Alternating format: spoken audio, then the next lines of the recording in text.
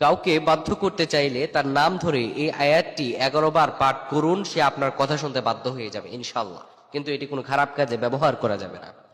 আগে বলে দিচ্ছি, অনেকেই আমরা চাই যে আহ, আমরা কাউকে ভালোবাসার মানুষকে অন্তত আমার বাধ্য হয়ে যাক, সে আমার কথাবার্তাগুলো শুনুক।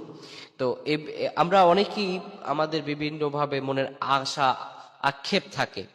তো কোনো ব্যক্তি এই আয়াতটি যদি তার নাম যখন আপনি পড়বেন, এই আয়াতটি আপনি তার নাম পড়ার আগে 11 বার পাঠ করবেন। এই আয়াতটি হচ্ছে কি, ইন্নাল্লাহা ইয়াসমাউ মাইয়াশা।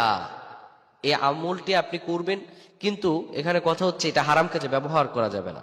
অনেক ফোন আসে, বলছে হুজুর আমার স্ত্রী পরকীয়া আসক্ত। অনেকে বলে হুজুর আমার স্বামী প্রবাস থেকে অন্য নারীদের সাথে কথা বলে।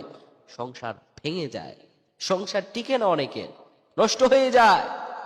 তাদের জন্য কি করা, হালাল ভাবে আপনার হালাল স্ত্রীর জন্য আপনি এই দোয়াটি পাঠ করতে পারেন। আপনি কি বলছেন, ইন্নাল্লাহ আল্লাহ ইসমাউ মাইয়াশা, আপনি যাকে ইচ্ছা তাকেই শোনাইতে পারেন, আপনি যা ইচ্ছা তাই শোনেন। আপনি যদি এই আয়াতের এই অংশটি তার নামগুলো ধরা এই আয়াতটি প্রথমে 11 বার পাঠ করবেন। এরপরে যাকে আপনি বাধ্য করতে চান তার বাবার নাম আর তার নামটি পড়বেন, তার বাবার নাম আর তার নামটি পড়বেন। এরপরে 11 বার এই আয়াতটি পড়বেন, ইন্নাল্লাহ ইয়াসমাউ মাইয়াশা।